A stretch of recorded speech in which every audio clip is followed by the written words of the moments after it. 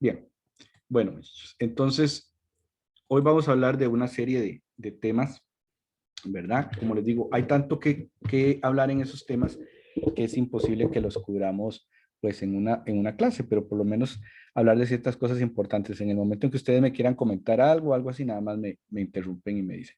Bueno, hay varios temas que traté de unificar dentro del programa, como está aquí el tema de el concepto de género, la orientación de género y la identidad de género, todo eso está dentro del tema de género, las orientaciones sexuales que existen en el humano y el tema de las parafilias. Entonces son varios temas que tienen mucha relación y entonces vamos a conversar un poquito al respecto de ellos.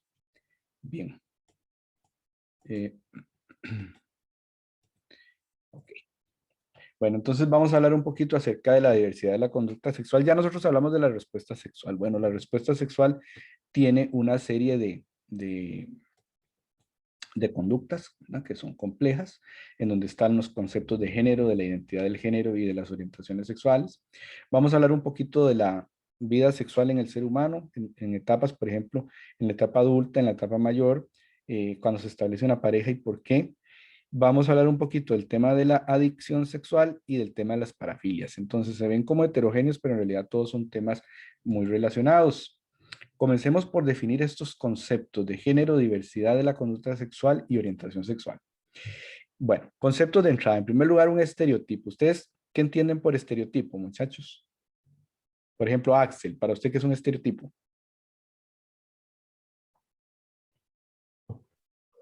Y como lo que se dice de algún tipo de persona o género o así.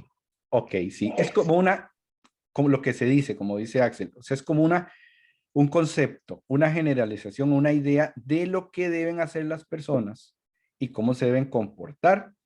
Digamos, estereotipos pueden haber mucho. Por ejemplo, puedo tener estereotipos de qué es una mujer y cómo se debe comportar una mujer, qué es un hombre y cómo se debe comportar un hombre. Entonces son generalizaciones, ¿verdad? De la conducta supuestamente esperada de un grupo, por ejemplo, digamos los hombres, las mujeres, los niños, los adultos, qué sé yo. Género es un tema bastante complejo. Aquí vamos a definir los conceptos de forma básica, ¿verdad? Porque en realidad hay muchas aristas. Por ejemplo, el género es un conjunto de características que me van a diferenciar la masculinidad de la feminidad. Entonces, el género me permite a mí saber, estoy hablando con un hombre o estoy hablando con una mujer. ¿Qué cosas entran dentro de este concepto de género? El sexo biológico, ¿verdad? La identidad de género, cómo la persona se identifica y otras varias cosas. Entonces, un primer concepto, veamos que el sexo biológico es la base, pero no es el único elemento que está definiendo la sexualidad de una persona. El sexo biológico es el sexo con el que se nace, los cromosomas que tenemos, las hormonas que tenemos, ¿verdad? Pero estos son solo una pequeña parte de todo lo que tiene que ver con sexualidad. Otro concepto es el rol de género.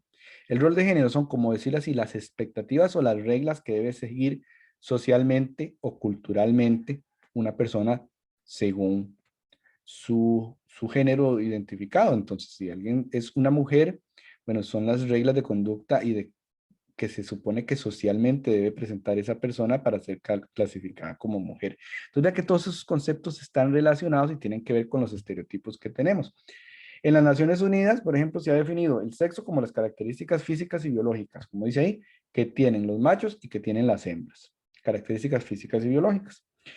El género, en cambio, es mucho más complejo. Son las funciones, los papeles conductuales, las actividades, las características que yo puedo ver en una sociedad dada que tienen hombres y mujeres. Ahora bien, esos atributos de género se construyen y aprenden socialmente. Por ejemplo, la gente aprende, eso se llama socialización, digamos, una persona aprende su rol de género socialmente. Entonces se crea en una sociedad donde construye su rol de, digamos, de hombre o de mujer. Pero resulta que ahora sabemos que esos conceptos son específicos en el tiempo y que en una sociedad podrían variar. Las sociedades van cambiando. Entonces los roles de género también podrían ir cambiando. Entonces ya vamos viendo que ese concepto de género pues se las trae, ¿verdad? Tiene muchas cosas que podemos hablar. Statistics Canada, por ejemplo, en Canadá, en el gobierno canadiense, una dependencia del gobierno canadiense, define el género como lo que la persona siente internamente, y eso se le llama identidad de género. Y ahí tenemos un gran espectro, porque puede haber mujeres que se identifican como mujeres o que se identifican más hacia lo masculino y con los hombres lo mismo. A eso se le llama identidad de género, como por dentro yo siento que soy, ¿verdad? ¿Cómo me siento yo? Y también el género es lo que la persona expresa públicamente y eso se llama expresión de género. Entonces vean que el género tiene dos partes, la identidad y la expresión, ¿verdad? Que es lo que se demuestra socialmente. Y vean que este género, esta identidad o expresión de género puede diferir del sexo biológico, del sexo con el que se nace. También en el caso actual ya se acepta que el género de una persona puede diferir, el género que expresa una persona puede diferir de los documentos legales. Por ejemplo, puede ser una persona que nació siendo mujer, pero se identifica como hombre, porque su identidad de género hace que se identifique como hombre y entonces se comporte como hombre, aunque en los documentos no los haya podido cambiar. Eso ha sido un problema y se está tratando, ¿verdad? Con las leyes de llegar a la equidad de que las personas que quieren cambiar sus documentos puedan hacerlos corresponder para que correspondan con su identidad de género.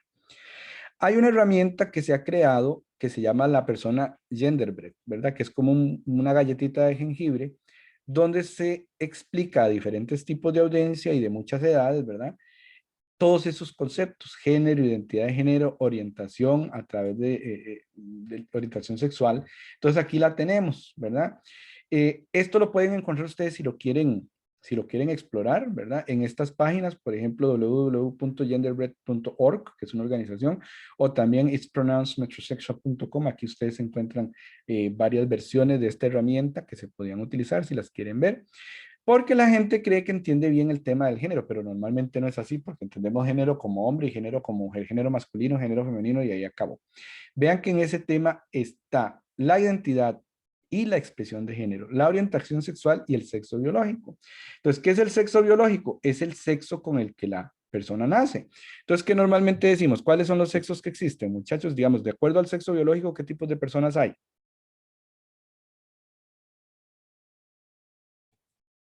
Por ejemplo, Beatriz, Diana, ¿qué tipos de personas conoce usted de acuerdo al sexo? El sexo biológico, que yo sepa, en humanos, Ajá, masculino y femenino. Yo no sé si habrá nacido alguien como hermafrodita, ¿verdad? Que tenga los dos, o que no ajá, tenga ninguno, ¿verdad? ok. No sé, Muy pero bien. Vea eso que usted está diciendo es muy importante. Normalmente decimos hombre, mujer, se acabó. Bueno, está el caso de los intersexuales, ¿verdad? Que vamos a ver. Entonces, ven, aquí tengo representado hembra, macho, pero también hay personas que nacen con sexo biológico intermedio, ¿verdad? No tanto que los llamemos hermafroditas, porque digamos hermafroditas lo utilizamos más en animales, en otros animales, porque los seres humanos somos animales, ¿verdad? Somos del reino animal. Pero digamos, los hermafroditas tienen sistemas reproductores totalmente funcionales para los dos sexos y de hecho se reproducen con otros hermafroditas, fungiendo a veces como macho y a veces como hembra. En el caso de los seres humanos, de los intersexuales, no necesariamente van a nacer sus órganos de los dos sexos completos. A veces nace uno completo y otro incompleto, son intermedios. Entonces los llamamos no tanto hermafroditas, sino intersexuales, pero ya eso lo vamos a ver. Bueno, eso en cuanto al sexo. Ya empezamos viendo que hay diferencias. La atracción o la orientación sexual nos habla de la atracción. Si atraen personas del mismo sexo, personas del sexo contrario o personas de ambos sexos. O puede también haber una persona que diga que su orientación sexual es asexual, que no le gusta el sexo.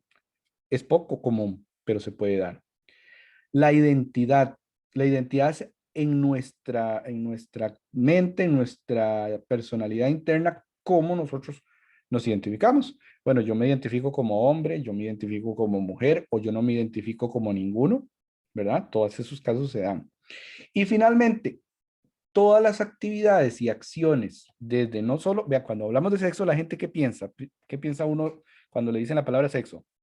Piensa en relaciones sexuales, en el coito y todo, pero también ahí están metido todo lo que es expresar la sexualidad, ¿verdad? Tanto la sensualidad como la sexualidad, la manera de vestirse, la manera de hablar, la manera de comportarse. Entonces vean que todo eso junto forma la expresión. Entonces, si vamos a hablar de género, tenemos que tomar en cuenta todo esto.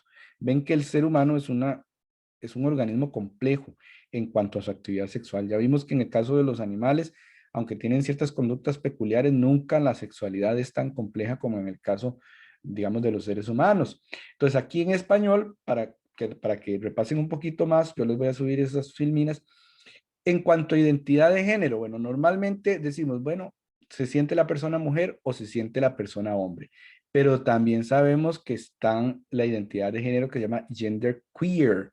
La palabra queer, yo no sé si la han oído mencionar ustedes, a muchas personas no les gusta porque la han utilizado peyorativamente, porque en inglés queer también significa algo extraño, algo peculiar, algo raro.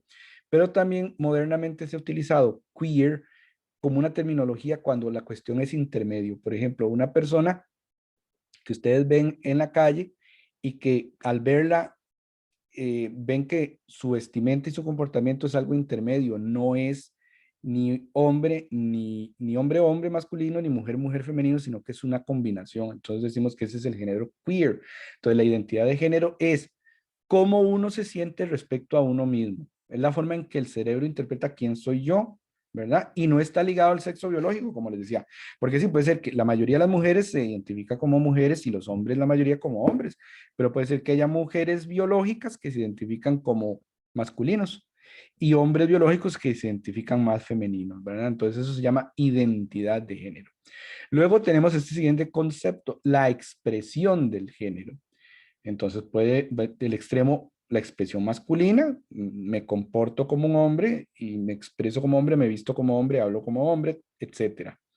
Me expreso como mujer, me visto como mujer, me comporto como mujer, es el otro extremo.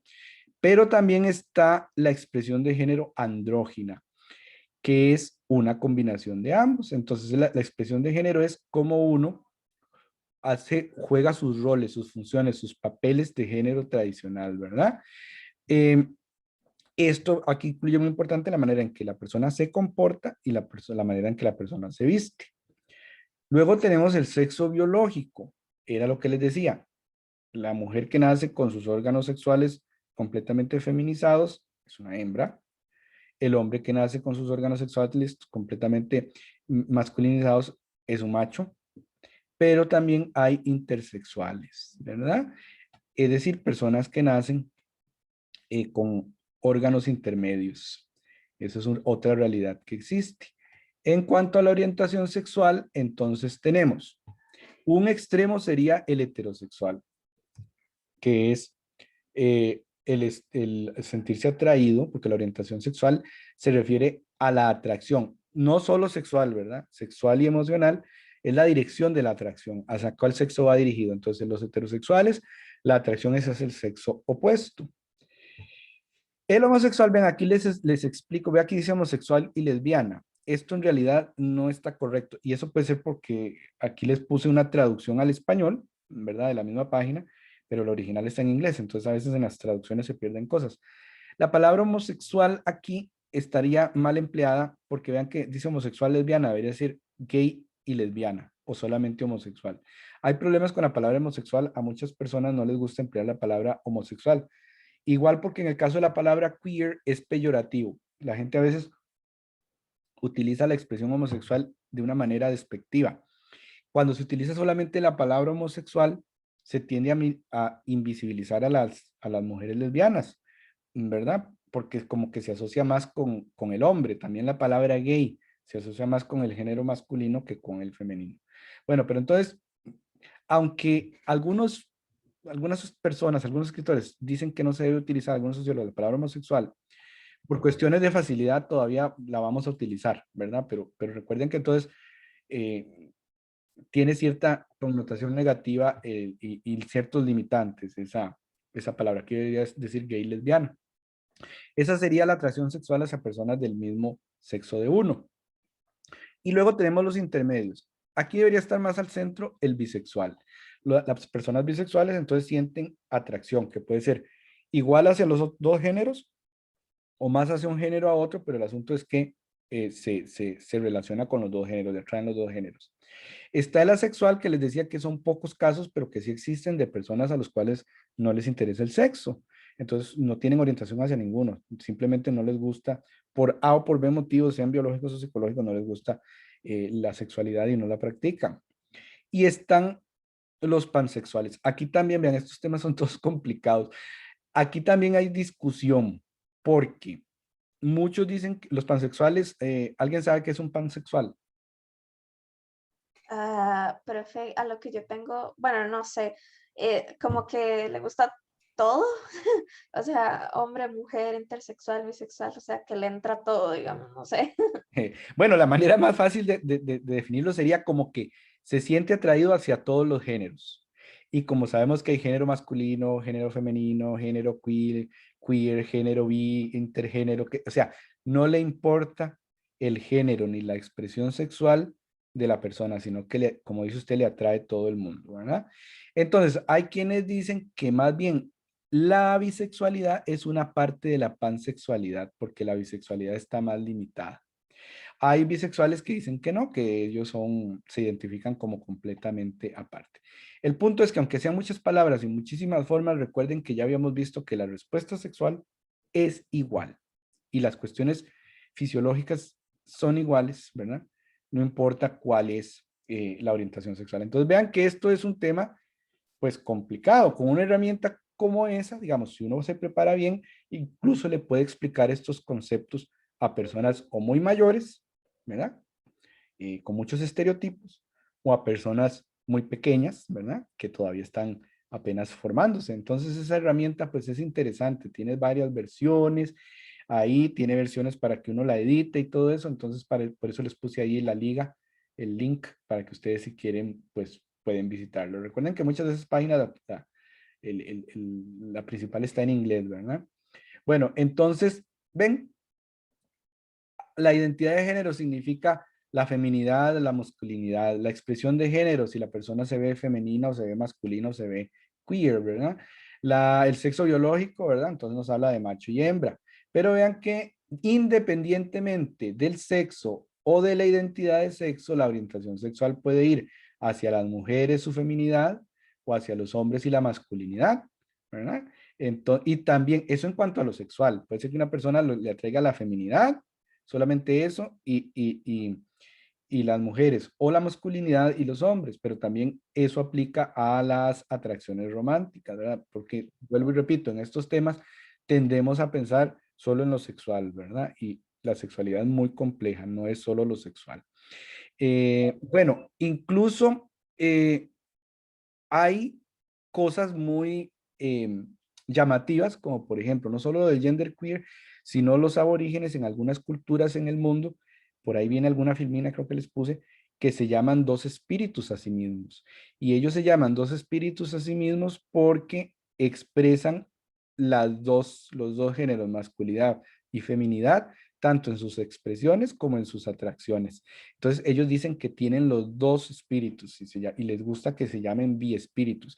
Y vean que eso no es cuestión de que llegaron los europeos y trajeron todas esas ideas, no.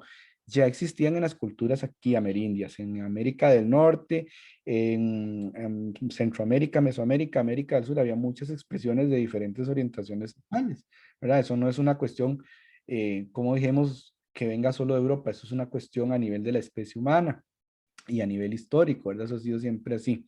Lo que cambia es la manera en que se ve a lo largo del tiempo. Bueno, esto que está aquí se lo vuelven a leer, es de lo que les he venido hablando, son conceptos para no repetirlo tanto, pero cuando vuelvan a repasarse las filminas, lo vuelven a leer ahí con calma. Vean que tenemos también las identidades de género no binario. En realidad hay una cantidad enorme de formas. El género no binario es cuando una persona no calza, digamos, ni como masculino ni como femenino. Ahí hay otro preconcepto importante que aclarar. Hay gente que piensa que, por ejemplo, una lesbiana tiene que sentirse hombre. No necesariamente, porque una cosa es su identidad de género, otra cosa es su expresión de género y otra cosa es su orientación sexual. Tampoco es cierto que por ejemplo, un hombre gay se sienta mujer.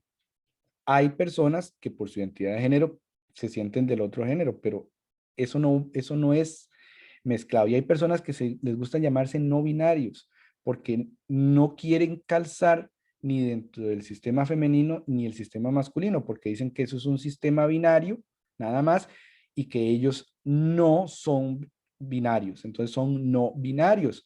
Por ejemplo, los que se consideran género fluido. ¿Qué es género fluido?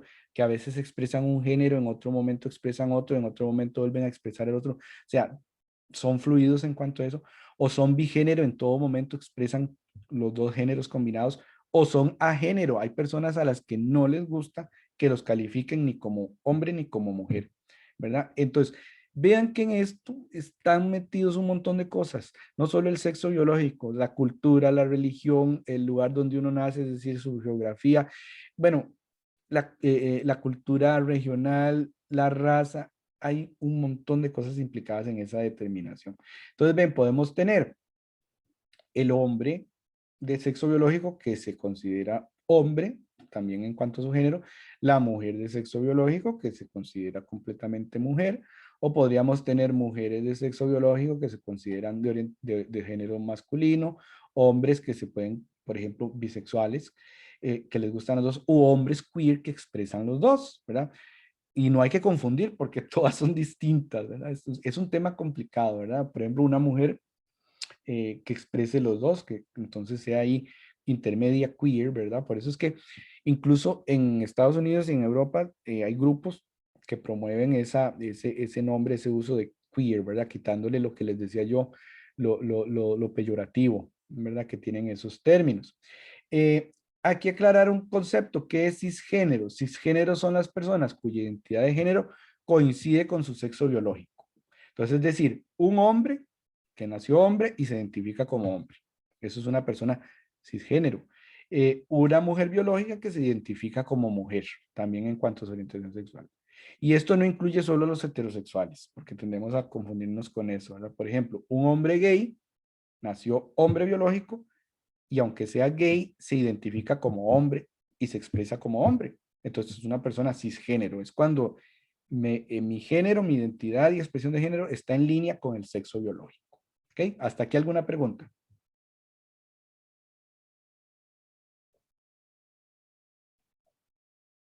¿Estamos bien? Bien. Sí, Bueno, todo claro, profe. perfecto. Sí, aunque es complicadillo, Profe, ¿verdad? Ajá. digamos, si una persona, hablando como de pronombres de identidad de género, si una persona se, no sé, se identifica como con los pronombres de ella y también el de ella, entonces se podría hablar también que es como gender fluid. Gender fluid o no binario, exactamente. Depende de cómo la misma persona. Esas cosas son tan complicadas que uno le debe preguntar a la persona abiertamente. Bueno, ¿cómo quiere usted que yo la identifique? ¿Verdad? Pero sí, son gender fluid, género fluido, o son no binarios, ¿verdad? Ahora como que el tema del término de moda es decir que la persona diga yo soy no binaria, ¿verdad? No me gusta que me identifiquen como hombre, no me gusta tampoco que me identifiquen como mujer, porque yo me siento independiente de esos dos, entonces sí puede ser cualquiera de esas dos. Bueno, ahora hablemos de qué entendemos por transgénero. Transgéneros son individuos cuya identidad de género no coincide con el sexo biológico con el que nacieron. Entonces es lo contrario de las personas cisgénero, ¿verdad? Muchas veces estas personas transgénero, digamos, nacieron mujeres, pero se identifican como hombres, o nacieron hombres, pero se identifican como mujeres. Muchas veces estas personas transgénero acuden al médico para tener una cirugía y cambiar de sexo. Y entonces ya ahí la persona transgénero se va a llamar en un transexual, porque hizo cambio de sexo. Pero entonces no necesariamente una persona transgénero ya es transexual, ¿verdad? Si buscan ayuda quirúrgica médica, entonces ya se convierten en transexuales. Entonces, los transexuales o trans, porque también se llaman así trans, ¿verdad? Se podrían incluir dentro del grupo de personas no binarias y gender queer, ¿verdad?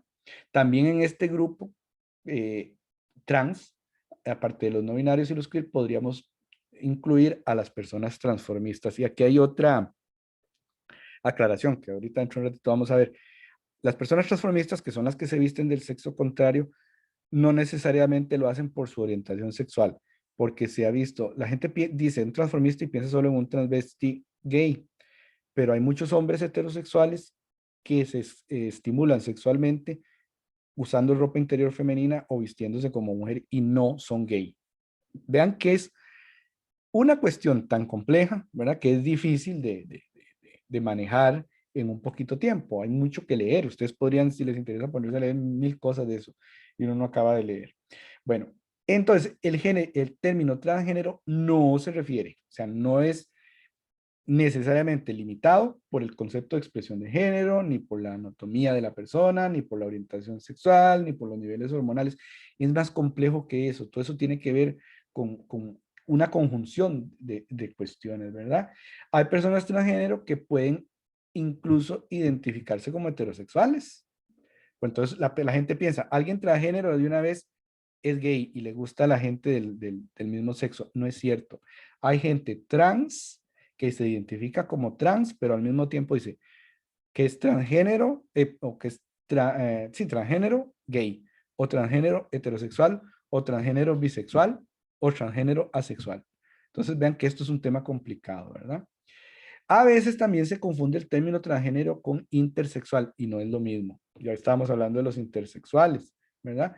Puede haber intersexuales que se reconozcan a ellos mismos o a ellas mismas como transgénero, pero transgénero e intersexual no es lo mismo. ¿Por qué? Porque los intersexuales son organismos, son personas que nacieron con órganos sexuales que no calzan en la definición de macho o hembra, por ejemplo. Entonces, pueden ser personas que nacen, digamos, con órganos masculinos y órganos femeninos, pero digamos que uno de los dos es el que está más completo y entonces después se someten a una cirugía. Digamos, cuando nace un bebé, y no crean, eso es más común de lo que se piensa, nace un bebé así intersexual, a veces es imposible en el mismo momento determinar si ese bebé va a ser hombre o mujer y hay que dejar que pase cierto tiempo para que el especialista determine cuál de los órganos sexuales es realmente el que está bien formado para practicar una cirugía y corregir el asunto, porque pueden nacer con órganos intermedios y como son intermedios se llaman intersexuales, ¿verdad? Y eso se da bastante más de lo que se piensa. Por ejemplo, puede haber una persona que tenga por fuera órganos femeninos, pero realmente por dentro los órganos bien formados son los masculinos y hay que hacer una cirugía para que, digamos, de reconstrucción o construcción del pene después. O podría ser el caso contrario, que nazca con órganos que por fuera externamente se ven masculinos, pero resulta que por dentro el órgano bien, el sistema bien formado es el femenino y después hay que hacer una cirugía para construir una vulva o un órgano externo femenino. Entonces todos esos casos se dan. Entonces ven, transexual e intersexual no es lo mismo, ¿verdad? No es lo mismo. Y el grado de intersexualidad puede variar desde donde se reconoce fácilmente si va a ser hombre o mujer, o incluso órganos que están más intermedios, ¿verdad? Que es muy difícil reconocer o que tal vez no sea tan fácil de reconstruir. Ah, bueno, esto es lo de las identidades, dos espíritus. Por ejemplo, muchas tribus en Norteamérica, particularmente en Canadá, por ejemplo, se identifican con los dos géneros. Entonces a ellos les gustan que les digan espíritu o two spirits, ¿verdad? Entonces, y ellos lo conectan no solamente con el tema sexual, sino con un tema espiritual, ¿verdad? Entonces, todas esos bemoles existen. Aquí están las representaciones de diferentes grupos en cuanto a sexualidad, tal vez los más comunes que conocemos como gay, el gay, ¿verdad? Que es el arco iris, pero realmente porque el arco iris representa la diversidad. Entonces, por eso también, por ejemplo, las cooperativas tienen la misma bandera, porque es una diversidad. Aquí está para bisexual, tal vez los más conocidos, polisexual, ¿verdad? Poliamoroso que decíamos. ¿Qué les digo yo? Bueno, aquí para transgénero, pansexual, asexual, demisexual, todos esos grupos tienen no binario, a género, que no le gusta ningún género, intersexual, gender fluid, todos tienen una, digamos, una bandera de representación. Vean que la orientación sexual y la orientación romántica entonces son cuestiones separadas, ¿verdad? De los conceptos como el género, expresión de género y qué sé yo. ¿Qué quiere decir eso? Que tenemos una gran plétora, una gran aurea, una gran variedad. Bueno, ya sí género vimos qué es. Terminologías, por ejemplo, cuando vemos LGBT Q2, eso es, por ejemplo, lesbiana, gay, bisexual, transgénero, queer, dos espíritus, que eran los aborígenes que hablamos. O puede ser que se usa nada más LGBTI, ¿verdad? Donde toma en cuenta los intersexuales, qué sé yo. Hay diferentes maneras de terminología. Bueno, Profe, una dígame. pregunta, ¿no es que había LGTBQ, A, C, C, plus, o sea, no me los sé todos, pero todos los que hay. Sí, de hecho, es cierto, porque hay abreviaturas para todas estas que vimos aquí. Lo que pasa es que son tantas, ¿verdad? Que tal vez las más comunes cuando usted lee reportajes o oye las noticias o algo son la LGTBQ, LGTBI, tal vez son las más, pero sí, hay un montón, ¿verdad? Que incluyen todas estas. Bien, entonces dijimos que la orientación sexual es la dirección hacia dónde van sus intereses sexuales y hacia dónde van sus intereses emocionales, ¿verdad? Los dos. Y entonces pueden ir hacia un sexo y el mismo sexo, otro sexo o ambos sexos, ¿verdad? Esto implica que es un tema complejo, ¿verdad? Porque como vuelvo y les digo, la gente a veces ve esto y lo reduce simplemente a la actividad sexual. Y eso debemos quitárnoslo de la mente de una vez por todas. Eh, Hay tres orientaciones principales, pero ya vimos el montón que habían en la filmina anterior, ¿verdad? Pero digamos, como las tres mayoritarias en cuanto al número de personas que dicen ser, son los heterosexuales, los homosexuales, vuelvo a usar el tema, ¿verdad? Podemos decir homosexuales o gays y lesbianas, y los bisexuales. Y en ese orden, porque entonces, a nivel mundial, la mayoría de la población se identifica como heterosexual. Luego, la segunda, en cuanto a número de personas, serían las personas homosexuales. Y en tercer lugar, los bisexuales. Hay diferentes estudios. Ustedes se ponen a averiguar, todos dicen números un poquito distintos, más que menos, pero en términos generales, digamos, la población mundial gay o homosexual anda como en el 10% y la población bisexual anda como en el 4%. Habría otro porcentaje menor al 4%, que son todas las otras que vimos, pansexuales, demisexuales, qué sé yo, y el resto sería población heterosexual, con sus bemoles también, porque hay diferentes grados de heterosexualidad también, ¿verdad? Como hemos hablado. Otros términos. Entonces, gay normalmente se asocia más con el hombre que es homosexual, entonces se le llama gay, digamos, como, se utiliza más como para el caso del hombre.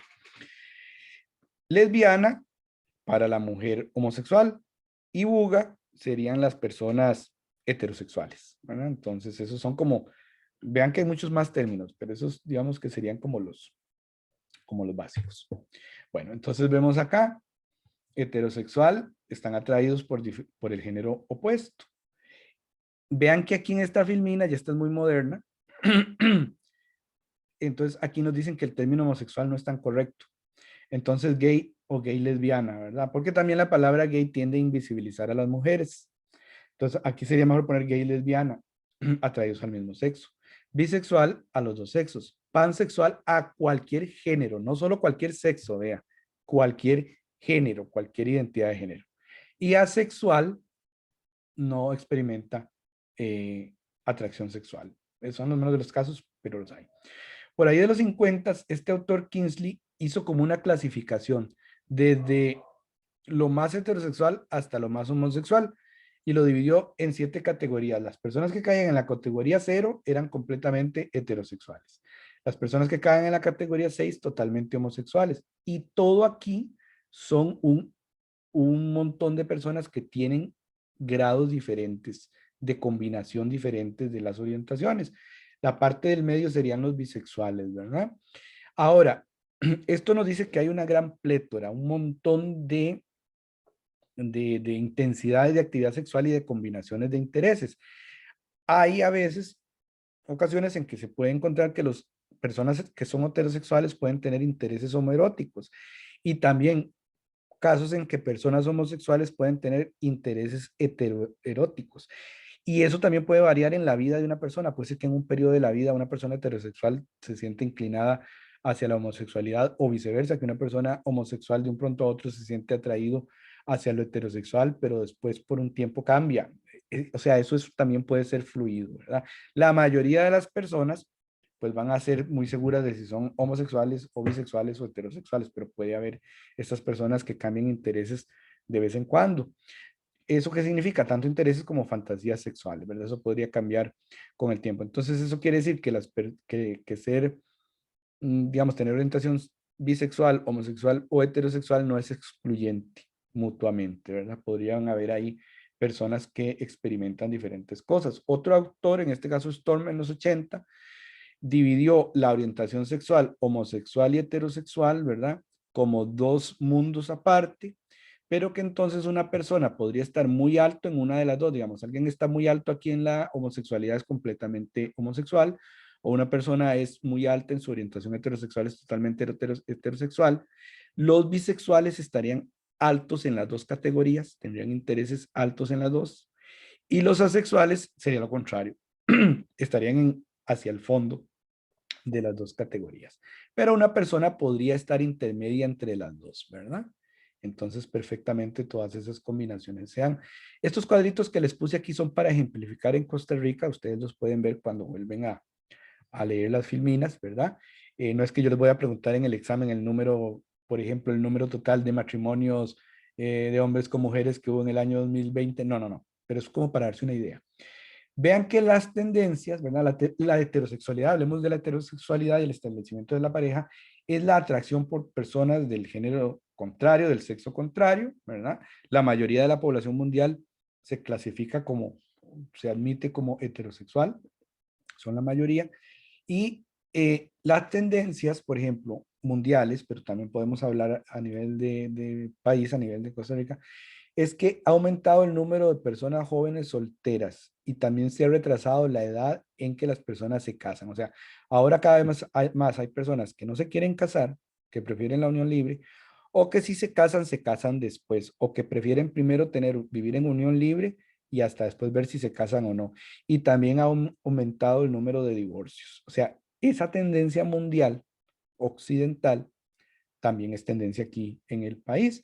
Vean que, por ejemplo, en Estados Unidos, más del 80% de los jóvenes entre 21 y 25 años todavía están solteros. Aquí también se está dando eso. Antes la gente, hace décadas atrás, la gente se casaba de 18, 19, 20, 21 años. Ya estaban casados y tenían hijos. Eso ha ido cambiando, ¿verdad? Con el tiempo. Entonces aquí también se da eso. Si lo hablamos en los matrimonios heterosexuales. Muchas personas heterosexuales prefieren la unión libre para cumplir sus metas profesionales y prefieren cohabitar. Por ejemplo, usted puede ser que a usted le interesa estudiar, que a usted le interesa o estudió y a usted le interesa, digamos, es mujer, estudió, no sé qué les digo yo, para ser médico, para ser abogada o para ser no sé qué. Y usted quiere, pues, desarrollarse en su profesión sin estar casada o tener un montón de hijos. Entonces, cada vez las personas optan más por o estar solteras o cohabitar con una pareja en unión libre, no casarse, ¿verdad? También ha aumentado el número de familias, y eso se ve aquí en estos cuadritos, ustedes lo pueden ver, de familias uniparentales. La mayoría de las veces las familias uniparentales están estructuradas de manera que la jefa de hogar es una mujer, pero también se da el caso en que hay familias uniparentales en que el jefe de hogar es el hombre, pero se da mucho con el caso de las mujeres. Las personas que cohabitan a veces sopesan, ¿verdad? Y a veces después de que viven en unión libre deciden casarse, pero muchas veces las que han vivido en unión libre y se casan terminan divorciándose. Entonces, es una tendencia en aumento que las personas prefieran la unión libre al matrimonio, que si se casan prefieran el matrimonio civil al matrimonio religioso. ¿eh? Eso va en aumento y también va en aumento los divorcios. Y hay una correlación entre los divorcios y antes haber vivido en unión libre en las parejas heterosexuales. Entonces eso es muy interesante y como les digo son tendencias que también vemos aquí en el país. Ahora, en cuanto a la orientación heterosexual, normalmente conlleva a establecer una pareja. Una pareja para convivir o para casarse. Aunque estamos viendo que la tasa de divorcios y de uniones libres va en aumento, el matrimonio como tal, como institución a nivel mundial, todavía sigue siendo popular, ¿verdad? La gente normalmente se casa, la mayoría, no es toda, se casa por lo menos una vez en la vida, ya sea civil o religiosamente. Profe, pero no, o sea, ¿cómo así de que, digamos, uno pensaría que cuando viven en unión libre, o sea, es para por sí, no se soportan, se separan y ya, no tienen que casarse, pero di, viven en unión libre, se casan y luego se divorcian. O Bueno, sea, no es que todos lo hacen, ¿verdad? bueno, sí, Lo pero que se ha visto que es que en las parejas que se divorcian, curiosamente, la mayoría o muchos vivieron antes de casarse en unión libre. No sé, no le puedo explicar a qué se deba eso. Puede ser que las personas viven en unión libre y dicen, no, sí, sí podemos. Yo sí, ¿cuál es el tema principal aquí? La libertad. Las personas lo que dicen cuando se divorcian es que no soporto, yo necesito mi libertad y necesito mi espacio, ¿verdad? Si dejamos por fuera el tema de que puede haber violencia familiar o algo así. Entonces, podría ser que muchas de esas personas dicen, no, sí, sí sirve, sí podemos casarnos, se casan, comienza a ver los problemas de la monotonía, del aburrimiento, y entonces dicen, no, ya perdí mi libertad, quiero la libertad que tenía antes y mejor me divorcio. Ahora, no es que todas las personas que convivieron antes se van a divorciar. Lo que se ha visto es una correlación positiva. Por ahí les puse, aquí vean, correlación positiva. ¿Qué quiere ver correlación? ¿Qué quiere decir correlación positiva? Que estadísticamente los datos muestran que muchos que antes, que se divorciaron, antes estuvieron en unión libre. No es que tenga que ser una regla de per se, ¿verdad? De que obligatoriamente, pero es algo que se ha observado. Se supone que la unión libre debería ser para eso, para que las personas decidan si puedo convivir o no. Pero entra el tema de, como les digo yo, del grado de satisfacción profesional, de desarrollo, el grado de independencia de las personas, que cuando se casan sienten que pierden, porque mientras están en unión libre, ¿qué es lo que piensa usted si está en unión libre con alguien? Bueno, yo estoy aquí, pero si me aburro, me voy. O la persona dice, yo estoy aquí, pero si me aburro, lo dejo o la dejo, ¿verdad? Entonces eso es, y puede ser que a la hora de que se casen, ya dicen, uy, ahora sí no puedo tan fácil, me explico, y tal vez por eso entran en conflicto. Pero eso es nada más es una asociación estadística. Vieran que el matrimonio sigue siendo común, sobre todo en ciertas sociedades, entre más religiosas son las sociedades y entre menos acceso a la cultura y a la educación tienen las personas, más es el número de matrimonios en esa sociedad. Vean, por ejemplo, en la India, el 99% de las mujeres terminan casadas. O sea, si usted es mujer, tiene que terminar casada, porque si no, algo mal hay en usted y está mal visto. Pero eso tiene mucho que ver con esas sociedades retrógradas o esas sociedades machistas. Por ejemplo, en Europa, en el Báltico, hay algunos países que tienen la cultura de la mujer jurada, ¿verdad? Incluso hombres que aceptan, todo el mundo tiene que estar casado heterosexual y si hay un hombre que, digamos, tiene orientación sexual distinta, para no ser mal visto, puede optar por convertirse en una mujer jurada, entonces, o una mujer se viste de hombre, o un hombre se viste de mujer y adopta el otro rol, pero permanece soltero. Son cosas raras que existen, pero es que el humano tiene cosas raras. En Estados Unidos, por ejemplo, el 50% de las personas menores de 50 años se van a casar y el otro 50% van a terminar en unión libre. ¿Qué quiere decir esto? Que haya un documento legal o no, a la gente le gusta convivir con otra persona, ¿verdad? O con otras personas, en el caso de los que tienen relaciones abiertas. Aquí hay una comparación que les voy a pedir que se lean después, para no leérselas yo, porque he cansado de irme leyendo, entre el matrimonio tradicional y el matrimonio moderno. Pero ¿qué se ve aquí? Que han cambiado muchas cosas. Por ejemplo, antes estaba completamente ligada la mujer a los deseos sexuales del hombre. Entonces, el esposo era el que decía cuándo quería tener relaciones sexuales y la mujer era sumisa y le obedecía. Eso ya no es igual.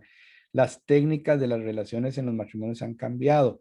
La frecuencia de las relaciones sexuales, el papel de la mujer ha venido cambiando. Entonces, todo eso, el énfasis, digamos, antes el énfasis estaba en la reproducción de los intereses económicos, porque ¿qué se daba primero? ¿Qué se daba antes?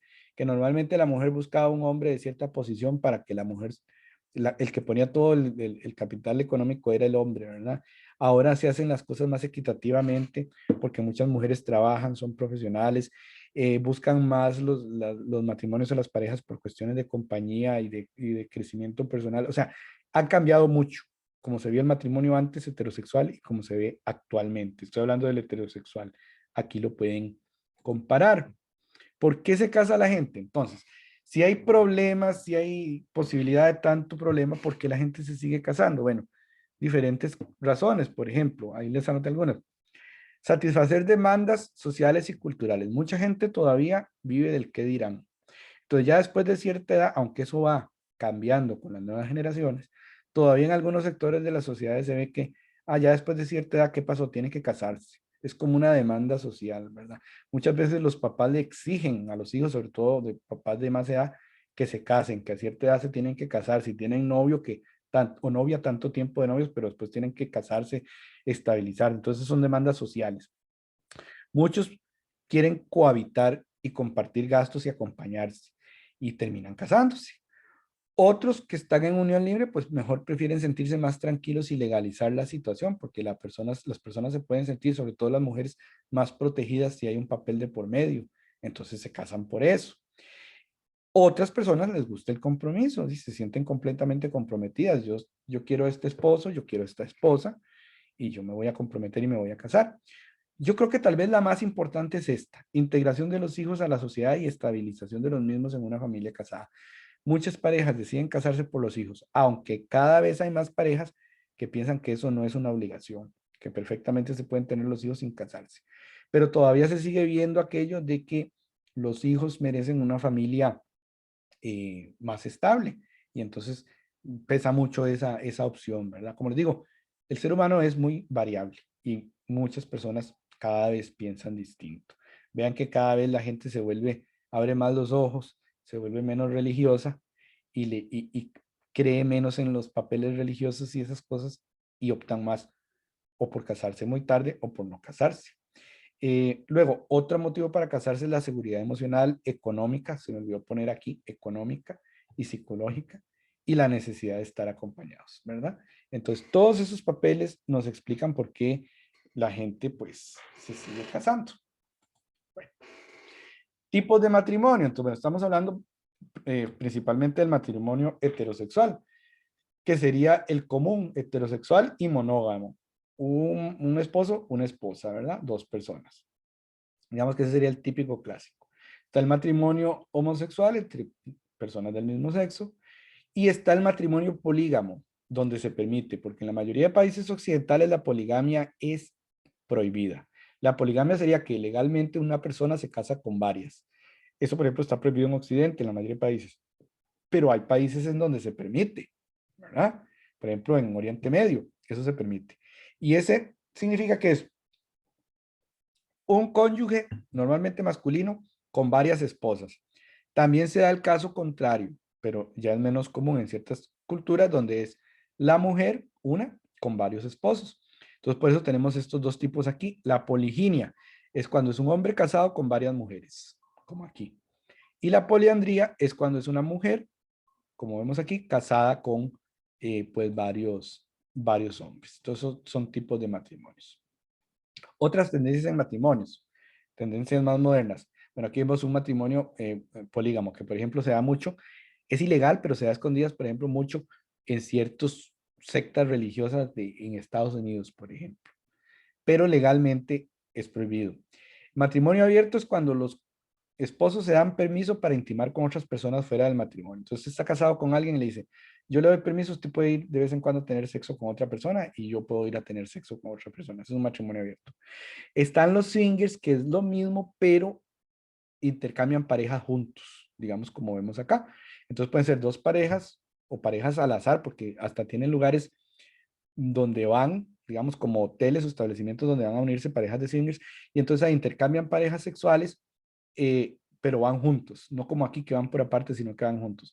Y los swingers lo que dicen es que eso es para precisamente evitar hacer la infidelidad común, que es la infidelidad cuando la otra persona no se da cuenta, y que también es para mantener pues la diversidad sexual y evitar el aburrimiento. Bueno, muchachos, eso yo no lo veo. Si las dos personas están de acuerdo y lo pueden psicológicamente manejar, yo no le veo ningún problema a eso, porque la sexualidad humana es, como les digo, completamente abierta. Entonces puede ser que usted diga: uy, no, yo jamás haría eso, yo jamás sería un swinger, no podría. Pero puede ser que usted diga: sí, y me divierte y me gusta y yo sí lo quiero hacer y yo lo voy a hacer. ¿verdad? Entonces eso ya depende de la mentalidad de cada quien, ¿verdad? Grupo matrimonial es cuando 3 personas o más personas comparten relaciones íntimas y tienen una relación. Entonces esos son los que se llaman poliamorosos. Repito, la poligamia legalmente es prohibida aquí en Occidente, no en Oriente Medio, en otras partes del mundo. Eso del poliamor se hace normalmente sin necesidad de casarse. Entonces puede ser que haya no una pareja, estamos acostumbrados a decir una pareja, ¿verdad? Sea una pareja heterosexual o una pareja gay, decimos una pareja, 2 personas. En el caso de las parejas poliamorosas es que son 3 personas o 4 personas conviviendo, ¿verdad? Y todos tienen relación con todos. Eso también se da. Y llámese que en el poliamor todos son heterosexuales o pueden ser homosexuales o pueden ser bisexuales, ¿verdad? Y la homogamia es un término que se refiere a cuando las personas buscan casarse con personas parecidas a sí mismas. Por ejemplo, que el novio y la novia sean de la misma raza. Eso se da mucho en ciertas culturas como los judíos o los chinos. O que el novio y la novia, aquí también se da eso, pues digamos que, o se daba históricamente que el novio y la novia sean profesionales los dos, o tengan el mismo nivel económico los dos, o tengan edades parecidas los dos. Entonces, cuando se busca que se contraiga matrimonio entre personas parecidas, hablamos de homogamia. ¿Ven que son un montón de términos, ¿verdad? En el matrimonio heterosexual se da mucho el tema del sexo extramarital, ¿verdad? En cuanto al sexo marital, que es el sexo que se tiene dentro del matrimonio, cuando empezaron a utilizarse los anticonceptivos, que un grupo nos va a hablar de eso en las exposiciones finales, por fin se separó el sexo dentro del matrimonio con la reproducción. ¿Por qué? Porque como no había o no se usaban, porque no era que tanto que no había, sino que no se usaban métodos anticonceptivos, casi siempre las relaciones sexuales en los matrimonios daban a hijos y por eso había matrimonios antes que tenían 10, 15 carajillos, ¿verdad? Y toda la gente decía era que porque no había televisión, ¿verdad? Entonces, cuando se empezaron a utilizar los métodos anticonceptivos, sobre todo por parte de las mujeres y a exigirle a los hombres también, ¿verdad? Entonces por fin se separó porque el sexo no tiene, eso de que el sexo es para reproducirse y tener hijos, eso es un mito, un dogma y una mala doctrina de las religiones. Eso no es así. Entonces por fin se separó eso. ¿Qué le dio eso libertad a las parejas para entonces experimentar cosas? Ha aumentado la frecuencia semanal, como vemos acá en las últimas décadas, y las técnicas para tener relaciones entre los matrimonios, ¿verdad? Ahora bien, como les subrayé aquí, hay una tendencia que se debe aceptar lógica, que es que con el tiempo de edad y el tiempo de un matrimonio va disminuyendo pues las actividades sexuales.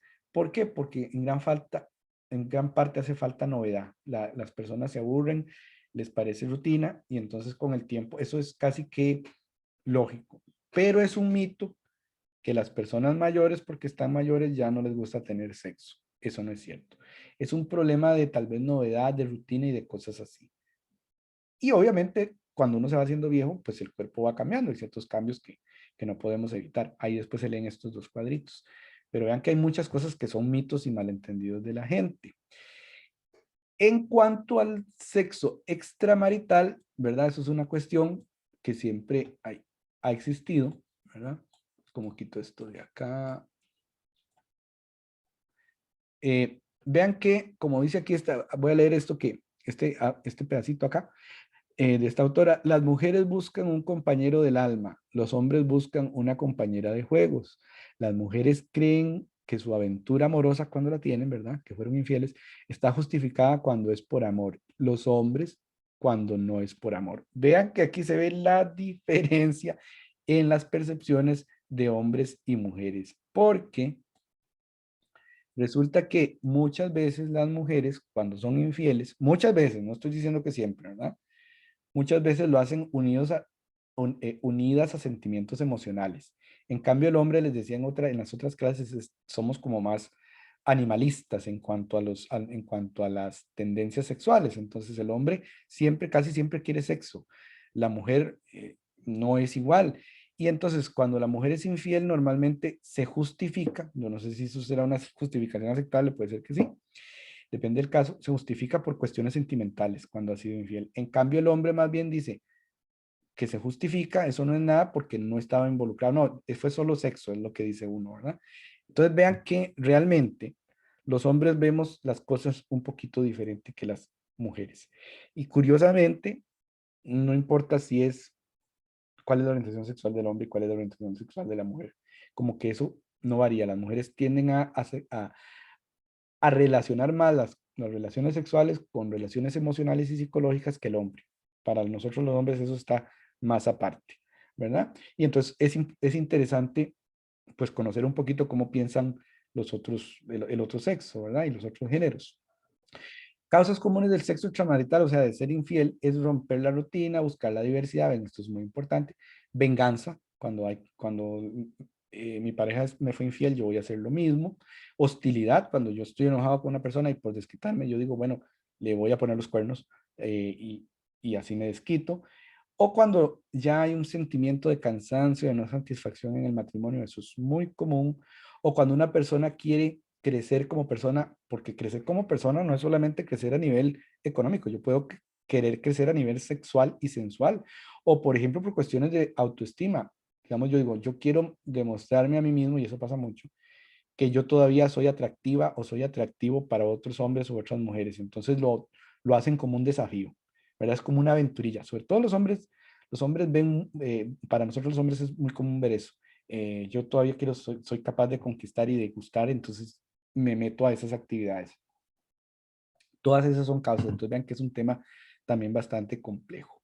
Y no necesariamente el motivo tiene que ser sobre el sexo, principalmente las mujeres lo ven mucho, mucho así, ¿verdad? En cambio, los hombres son más infieles buscando mayor placer y mayores aventuras. Hay adulterio convencional, que es el en el que se le oculta a la pareja que se está haciendo infiel, y el adulterio consensuado, cuando digamos, un cónyuge le permite al otro que pueda de vez en cuando tener una infidelidad, o el sexo comarital, cuando digamos hay dos matrimonios que se ponen de acuerdo para intercambiarse entre ellos, ¿verdad? Em, vean que los estudios diversos en el mundo muestran que el doble el doble de hombres que las mujeres dicen que han sido infieles. O sea, todavía sigue siendo, al menos estadísticamente, más común que el hombre sea infiel más que la mujer. No es que la mujer no es infiel, pero el hombre es mucho más. La mayoría de las personas a nivel mundial que están casadas dicen que no es infiel. O sea, dicen que no es infiel. Lo que no sabemos es si realmente no son infieles la mayoría o no admiten serlo. Yo perfectamente puedo ser infiel y me preguntan y yo voy a decir siempre que no y que no, que no. Entonces ahí está un asunto, ¿verdad? No sabemos. La mayoría dicen que no son infieles los que están casados, pero no sabemos si es que nada más no lo admiten.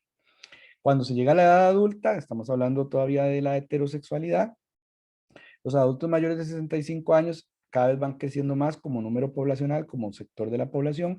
Es un mito social esto, que las personas mayores no tienen sexo, la gente tiende a pensar eso, que pierden el interés por el sexo y que los hombres viejos o mayores que todavía les gusta el sexo son viejos verdes, ¿verdad? Eso es lo que decimos.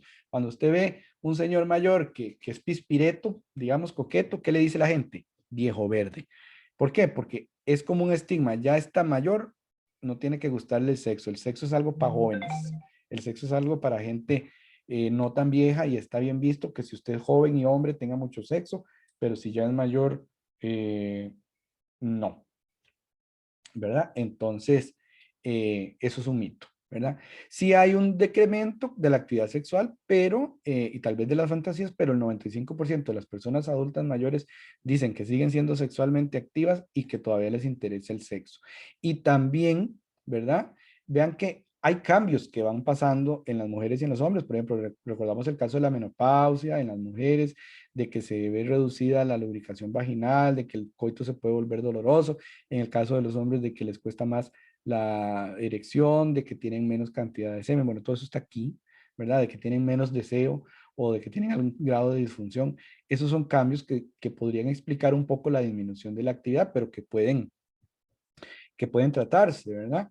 Los cambios con la edad son naturales, a todos nos va a pasar, que nos vayan saliendo arrugas, canas, que vaya disminuyendo el tono muscular en ambos sexos, se ve más en el hombre, ¿verdad?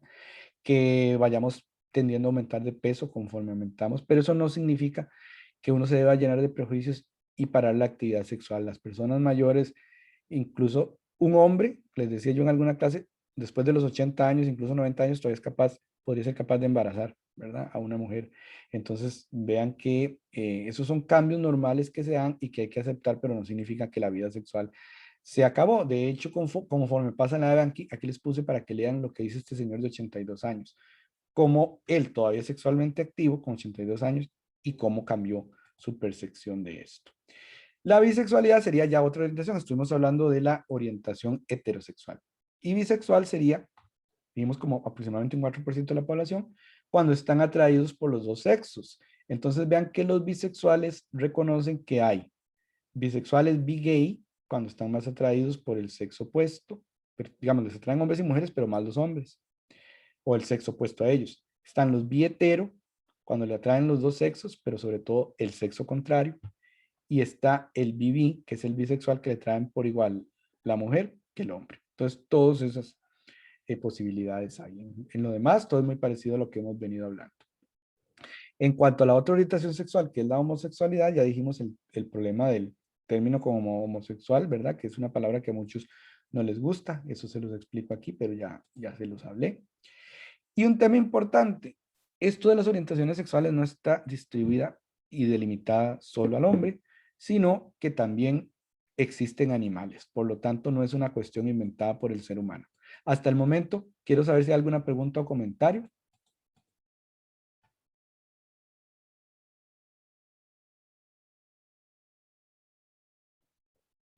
¿Estamos bien? Cuando quieran comentar algo me dicen, ¿verdad? Sí, todo bien, profe. Bueno, vamos a ver. Tal vez porque este es un curso de corte biológico, les cuento. La orientación sexual, bueno, en este caso centrándose en la homosexualidad, no es exclusiva del hombre, ¿verdad? Entonces, todo lo que se ha inventado de cuestiones éticas, religiosas y todo, eso no tiene ningún fundamento, porque la homosexualidad se presenta en grandes cantidades de animales.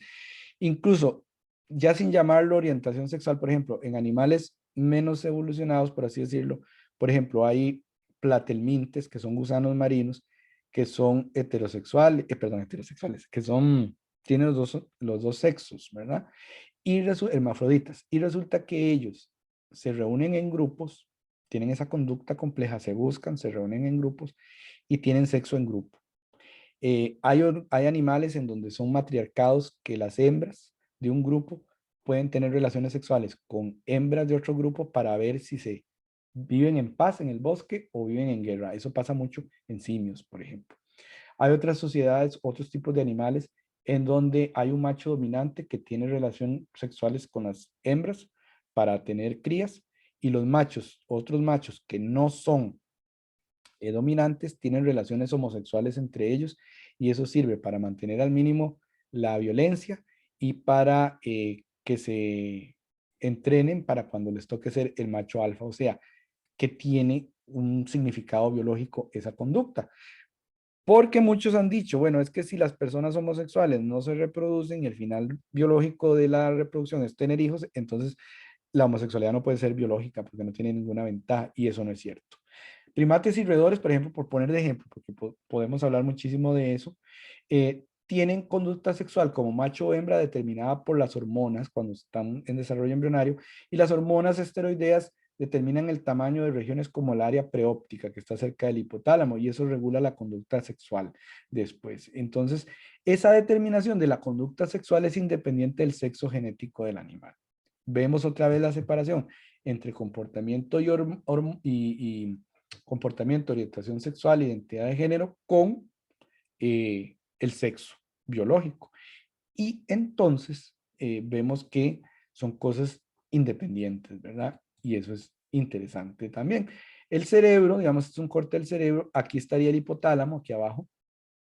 Y por acá está esa área, que es un área del cerebro, que se llama el núcleo o área preóptica SDN-POA. Y resulta que el tamaño de esa región está regulado por hormonas esteroideas sexuales durante el desarrollo embrionario y las hormonas actúan sobre el tamaño de esta región llamada POA durante el desarrollo embrionario y ya en la adultez no. sea que puede afectarse la orientación sexual hormonalmente durante el desarrollo embrionario y tal vez durante la primera vida, la primera infancia, pero ya es estable cuando se es un adulto, ¿verdad? Entonces ven que esa impronta hormonal es embrionaria o en los primeros tiempos de vida, ¿verdad? Postnatal, ya en la edad adulta no. Por ejemplo, en eh, las ovejas homosexuales tienen esa área preóptica del mismo tamaño que las hembras. Normalmente, en la gente y en los animales heterosexuales, digamos, o pensemos en humanos, no importa, somos animales también, el área preóptica es más grande en el hombre y más pequeña en la mujer. Y se ha visto en el humano también como en otros animales, como por ejemplo las ovejas homosexuales tienen áreas preópticas de un tamaño parecido al de las mujeres. Y eso también se está viendo en el caso del humano muy parecido.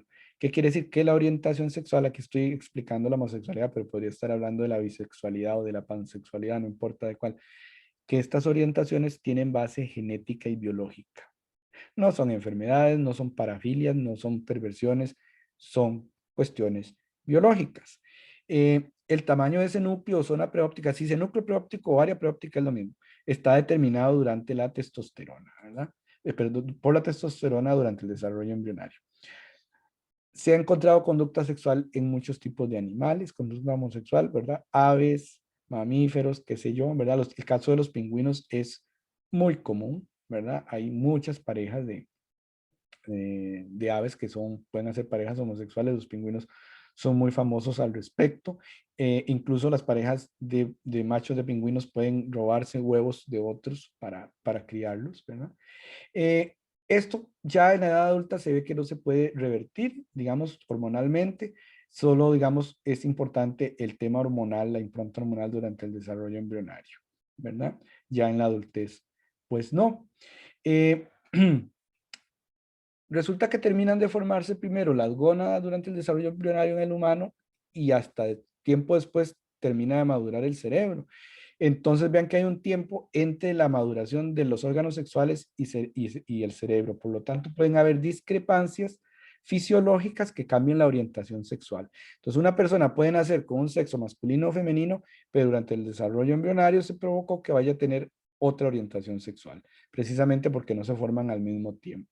También puede estar influenciando la sensibilidad diferenciada de los receptores a los esteroides. Sí, podría ser que una persona no tenga durante su desarrollo embrionario tanta sensibilidad diferencial a los esteroides y por eso desarrolla otra orientación sexual. Sea como sea el mecanismo particular de cada persona, hay suficientes elementos que muestran que esto de la orientación sexual tiene base biológica y que esos procesos que determinan la orientación y la conducta sexual, ¿verdad? Son iguales o prácticamente iguales en animales, en otros animales y en el ser humano. Y finalmente, ¿por qué? Sí, porque somos animales. El ser humano es un miembro más del reino animal. Entonces, obviamente era de esperarse que los mecanismos fisiológicos y biológicos moleculares fueran parecidos. Cosa curiosa, la homosexualidad y la orientación sexual son aspectos complejos que implican cosas más allá de el sexo de la persona que a la persona le gusta. ¿Por qué? Porque se han visto cambios depende de la orientación sexual de la persona que no tienen nada que ver con la sexualidad. Por ejemplo, han hecho ciertos tipos de test de inteligencia y cognitivos que demuestran diferencias en el sexo y diferencias según la orientación sexual. ¿Y qué tiene que ver la orientación sexual con la inteligencia? Me podrían decir ustedes. Bueno, precisamente ahí está el tema, que la orientación sexual y su determinación es algo más complejo que simplemente a quién le gusta a uno, el sexo de quién le gusta a uno. También se ha visto que depende de la orientación sexual, cambia el radio de las longitudes de los dedos de 2 a de 3, que son estos que están aquí, de 2 y de 3, y resulta que en términos generales he encontrado que cuando usted se ve la mano, si tiene el dedo índice y el dedo anular del mismo tamaño, esa persona es heterosexual, tiende a ser heterosexual. Y si usted se mira la mano y ve que hay una diferencia de tamaños en este radio, sea hombre o mujer, ¿verdad? Tiende a ser homosexual. ¿Qué tiene que ver el radio de esos dedos 2 y 4 con el sexo o con las relaciones sexuales? Nada. O sea, nada que sepamos. También se han medido las emisiones ortoacústicas del oído interno y cambian según la orientación sexual. ¿Cómo podemos decir que eso tiene que ver con el sexo? Entonces, eso quiere decir que la orientación sexual, aparte de ser codificada genéticamente, es un proceso complejo que afecta a otras funciones y características que no tienen nada que ver con el sexo. O sea que son cosas sumamente complejas que apenas estamos empezando a entender, ¿verdad? Bueno, esto era lo que les decía del POA. Y vean que en ratas y ovejas se ha visto lo mismo. Vean, aquí se ve el área POA en un hombre y en una mujer. Creo que en este caso son heterosexuales, pero sí. Entonces vean que son mucho más grandes en el hombre heterosexual que en la mujer. Y se ha encontrado que en los hombres homosexuales tiende a ser de tamaño parecido al de la mujer. Entonces, esto habla de que el cerebro es un órgano sexual importante. Sin embargo, no hay que generalizar, porque vean que aquí se ha encontrado que hay personas gay que tienen esa área POA más grande que los hombres heterosexuales y que hay hombres heterosexuales que tienen el POA de un tamaño parecido al de los hombres gay. Entonces, aunque la tendencia es que las mujeres y los hombres gay tienen el área POA más pequeña que un hombre heterosexual, como vemos aquí, también hay casos de excepción. Entonces, queda mucho por estudiar, pero vean que sí hay, lo que quiero que vean hoy es que hay una base biológica para la orientación sexual. Entonces, si alguien dice, yo soy bisexual, no es una perversión y no es una cuestión de elección, es una cuestión fisiológica, ¿verdad? No es una cuestión como antes se decía que la homosexualidad era una enfermedad mental y cosas así, ¿verdad? Eso no es cierto. En estudios en gemelos han habido cosas muy interesantes. Por ejemplo, se sabe que hay una contribución genética obviamente a la orientación sexual, pero sabemos que hay muchos factores más además del factor genético. Se ha encontrado que si un gemelo es gay, esto para los gemelos idénticos, los gemelos que son idénticos, no los gemelos que son fraternos. Si hay un hermano gemelo idéntico que es gay, hay hasta un 30% más de probabilidades de que el segundo gemelo pueda ser gay. O sea, otra prueba de que hay pues una base biológica. También se ha encontrado que hay una región del cromosoma X. ¿Quién da el cromosoma X a un hombre? La mamá. ¿Se acuerdan? En el caso de la mujer puede ser, se lo da la mamá uno y el papá otro, pero en el caso de un hijo hombre, el cromosoma X se lo tiene que dar la mamá. Y hay una región del cromosoma X que tiene varios locus ahí, se sabe que es de herencia poligénica, es decir, que están involucrados varios genes, por lo tanto es compleja la herencia, difícil de estudiar. Y esa región del cromosoma X se está estudiando que está relacionada con la orientación sexual. Es decir, que puede ser que es la madre la que vaya a heredar esa orientación homosexual por ejemplo, a los hijos o bisexual, qué sé yo, que vaya por vía materna. También se sabe que por cada hijo ya nacido en una familia que sea gay, hay un 33% más de probabilidades de que nazca otro hijo que también sea gay. Entonces, eso nos habla de que es una cuestión genética, tan genética como la determinación del sexo, ¿verdad? Que habíamos visto que en el caso del hombre está el gen SRY en el cromosoma Y implicado, eso ya lo vimos, ¿verdad? Pero para que lo recuerden, que ese gen SRY produce proteínas que hacen otras varias cosas como activar SOX9, que inactiva los genes para formación de ovarios y activa los genes para formación de testículos y termina de formarse el testículo. Por eso se forma un hombre. Pero en la mujer, como no hay gen SRY, porque lo que tienen son dos X, no se da ese proceso, no se forman testículos y entonces se conforma como mujer. Entonces vean que para la determinación del sexo biológico macho, hombre, es el cromosoma Y y su gen SRY. Y para la orientación sexual parece que está implicado una región del cromosoma X y que entonces es de herencia materna y esa región se llama XQ28, está aquí en la punta del cromosoma X de la mamá, aquí, ¿verdad? Y los estudios sugieren que ¿qué es lo que han comparado? Digamos, estudian los hermanos que son gays en una misma familia, esa región, y comparten muchísimas secuencias, más de lo que puede explicar la herencia mendeliana, las secuencias compartidas de esta región XQ28 que los hermanos que no son de orientación gay, que son, digamos, heterosexuales. Entonces, ven, esa sección Q28 está aquí en la punta, cerca del telómero del cromosoma X, tiene un montón de genes y de locus ahí, ¿verdad? Y han habido varios estudios, todavía siguen siendo controversiales porque están identificándose los marcadores, no se han hecho estudios pues sumamente masivos, pero está ahí, aunque sea un poco todavía no bien establecido el mecanismo, porque les digo es complejo. Aquí está ese estudio, ¿verdad? Donde comparan qué tan parecida la secuenciación y vean que en todo caso más de un 50% en diferentes estudios, estos son diferentes estudios en diferentes años, se ve que en todos el grado en que comparten secuencias en esa región XQ28, los hermanos que son gays son más del 50%. Entonces, eso ya no lo explica simplemente el azar. Tiene que haber una base genética en eso. Este es uno de tales estudios, ¿verdad? Ahí se los puse para que los vean. Entonces, en resumen, la determinación de la orientación sexual, en la determinación de cuál es la orientación que siente una persona, heterosexual, bisexual o homosexual, intervienen factores genéticos, factores inmunológicos y factores hormonales. Y estos factores son principalmente importantes durante el desarrollo embrionario y en la primera infancia. Ya en la adultez, la orientación sexual está definida.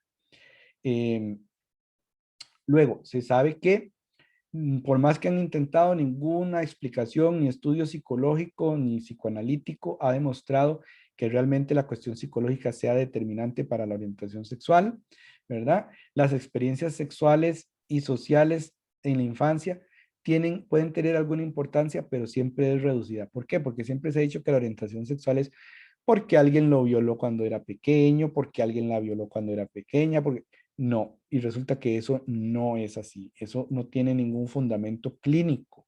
Por más que lo han intentado, no está apoyado por evidencia científica de que eso sea así. Puede tener alguna influencia psicológica, pero es menor, ¿verdad? Más que todo el asunto es biológico. Las teorías psicoanalíticas o conductuales, socioconstructivistas, como ustedes quieren llamarlas, no tienen apoyo en estudios científicos. Y más bien, esas teorías que dicen que la base de la orientación sexual es psicológica o por experiencias riñen o están contrarias a la realidad. ¿Cuál realidad? Por ejemplo, se ha visto que los niños criados por matrimonios homosexuales no tienen mayor probabilidad de convertirse en gays que los criados por padres heterosexuales. ¿Por qué? Porque en muchos países la gente que se opone a que los matrimonios gays de dos hombres o dos mujeres adopten niños, dicen que los niños se van a convertir en gays. Y en los países en que históricamente eso se ha permitido, se ha demostrado que eso no es cierto. No es cierto. Entonces, esto riñe con esto de una base psicológica, no es cierto. La ausencia del padre durante la crianza no incrementa la homosexualidad cuando los niños son criados por madres solteras. Otras veces han dicho que cuando la madre es soltera y tiene hijos, tiene más probabilidad que esos hijos, como no tienen papá hombre, sean bisexuales o sean gays. Tampoco eso es cierto, ¿verdad? Eso es otra mentira. La frecuencia de la homosexualidad no incrementa en grupos o sociedades donde las relaciones homosexuales son comunes durante la adolescencia. Por ejemplo, en los lugares donde hay escuelas de un solo sexo, donde internan a los estudiantes y son solo hombres, tienden a tener juegos y relaciones sexuales entre ellos. Y no por eso cuando salen son gays. Siguen siendo heterosexuales. Y hay sociedades extrañas como en Nueva Guinea, donde a los jóvenes se les manda a convivios en las tribus y todo esto, y acostumbran tener sexo homosexual y no se convierten en homosexuales. O sea que ni siquiera la experimentación homosexual o bisexual cambia la orientación de una persona si esta persona va a ser heterosexual. Todo esto que me dice que estas teorías psicológicas no tienen asidero y no tienen fundamento. Punto de vista sobre la homosexualidad, que factores biológicos pueden actuar durante el desarrollo embrionario, son factores tanto genéticos como hormonales, y explican la homosexualidad en humanos y animales. Eso es lo que está dando a dar los conocimientos científicos. Puede haber una contribución, pero siempre de menor importancia, de experiencias sexuales y sociales, postnatales y en la primera infancia, pero nunca como para determinar la orientación sexual de una persona. Y claramente la homosexualidad no es algo que la persona elige, o la bisexualidad es algo que viene con él o con ella y que expresa con el tiempo la orientación sexual. Y podríamos decir que hay varios tipos de homosexualidad, de origen genético, hormonal o causadas por un efecto de hermano mayor, que no conocemos, porque se ha visto que en las familias donde hay un hermano mayor que ya es gay, puede haber más probabilidad de que nazca otro gay, pero eso ya sería cuestión de nuevo biológica, ¿verdad? Otros dicen que puede ser que la persona nace con predisposición a ser gay y que el ambiente es el que hace que lo exprese, pero eso tampoco está probado, ¿verdad? Lo que está más claro es que los datos demuestran que la homosexualidad es una variación biológica de un rasgo conductual complejo y que sus causas genético-hormonales son varias y están bajo un control multifactorial y complejo. Entonces vean que en el siglo XIX la homosexualidad se caracterizaba, o la bisexualidad, como quieran llamarlo, como un pecado, y entonces estaba en garras de la iglesia, era un pecado, era un desorden mental, una cuestión mala, diabólica. Pasamos al siglo XX y entonces pasó de ser un pecado a que lo trataran los médicos y los psicólogos como una enfermedad mental. De hecho, la APA lo tenía en su lista de DSMs. Y luego ya para 1987, en el 73, dejó de ser la homosexualidad clasificada como parafilia y como enfermedad. Y en el 87 ya salió de todas esas listas, ¿verdad? Bien, esta es la última sección, pero antes de seguir, quisiera escuchar algún comentario o alguna pregunta.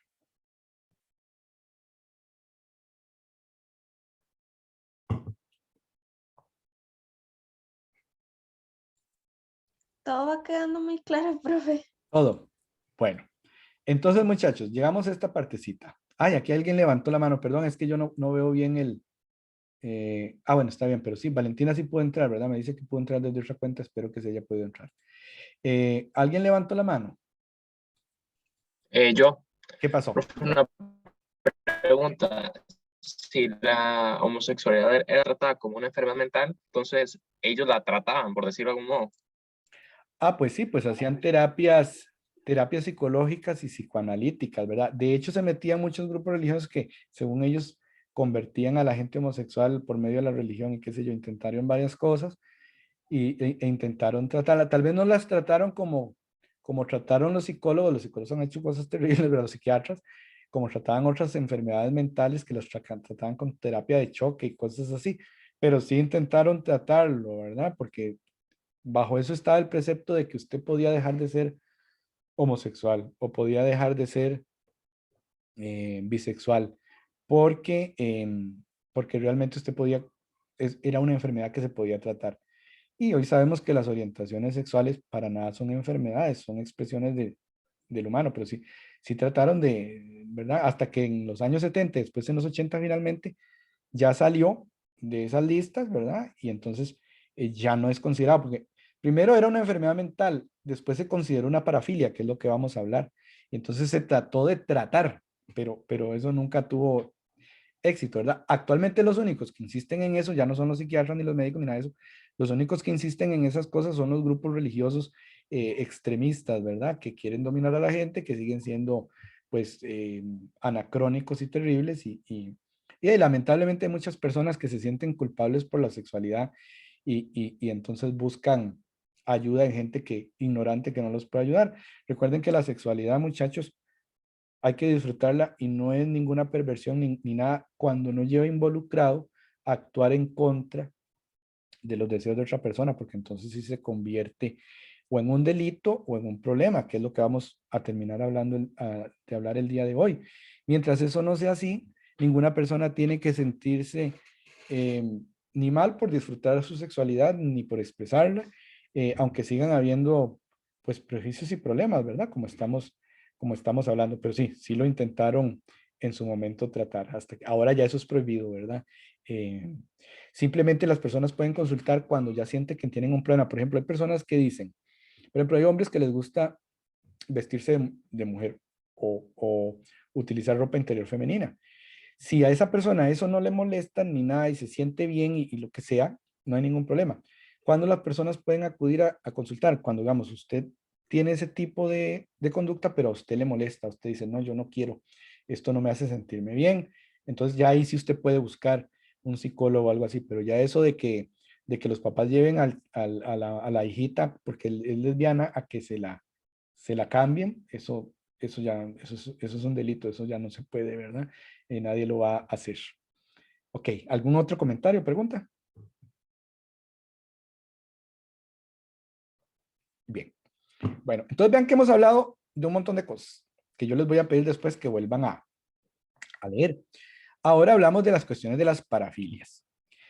Aquí vemos algunas, ¿verdad? Parafilias es cuando mis gustos sexuales van más allá de lo convencional. ¿Tienen que ser realmente estigmatizadas? No. Como le digo, siempre y cuando usted no vaya en contra de los deseos de la otra o las otras personas. Entonces, parafilia es cuando, de ahí viene la palabra parasifilius, que me gusta algo distinto, cuando no es convencional. La homosexualidad, por ejemplo, o la bisexualidad fueron vistas como parafilias, pero de hecho hoy sabemos que no son parafilias, son orientaciones sexuales. Bueno, entonces vamos a hablar un poquito qué son las parafilias. Vamos a ver, ya se me trabó, por favor, no, ya. Una parafilia es una desviación del deseo sexual, cuando mis gustos están fuera de lo común, fuera de lo típico, ¿verdad? Fuera de lo clásico, por así decirlo. Para 1987 se cambió el término perversión por parafilia, porque también antes a las parafilias se le llamaban perversiones. Entonces, vea, si usted tiene una parafilia, era una persona perversa, un pervertido. Eso trae connotaciones negativas que no son reales. Era como les decía, cuando ya hay muchos grupos que no les gusta el término homosexual. Y entonces dicen, las personas deberían de ser llamadas o gays o lesbianas porque homosexual hay gente que lo utiliza como para ofender o con una connotación negativa. Igual el caso de la palabra perversión, ¿verdad? Entonces, perversión suena ¿a qué? A algo malo, a algo ilegal, a un crimen, a una cosa mala. Y no necesariamente es así. Entonces se cambió el término de perversión por parafilia.